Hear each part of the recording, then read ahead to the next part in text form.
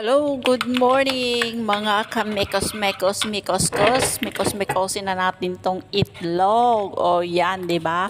Bagong gising si Inday. So, wala tayong baong for lunch box. So, ayan, magprito-prito tayo ng itlog. Mekos-mekos natin ang itlog na binate na nilagyan lang natin ng kamatis. O, 'di ba? Nagpakita rin ako sa camera diyan mga insan, mga kamekos-mekos kasi syempre, palogs, 'di ba? Char.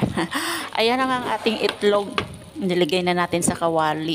Ayan ang kinalabasan, di ba? Mukha siyang masarap. Itlog lang muna ang ating lunch box for today. Baon, ulam. Kasi hindi ako nakapamalengke at wala akong pampamalengke. Magtipid-tipid paminsan-minsan. O, di ba? Ayan, ilagay na natin si kanin doon sa ating baunan. Mga kamekos-mekos, nagmamadali ang insan nyo, o diba? Nahawa talaga ako kay Mr. Nobody, Sir Idol. Apoy magyaw-yaw eh. Ayan na nga, nagmamadali talaga ako guys kasi hinahabol ko ang tren.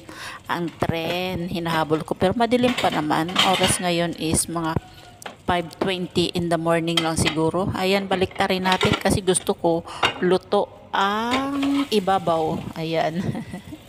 Sayang yung sauce kaya balik natin sa kawali. O ayan na nga mga kamekos-mekos, magmadali tayo, maghugas muna pero yung ibang pinggan na pinaglutuan ko at kawali, no, hindi ko siya hinugasan.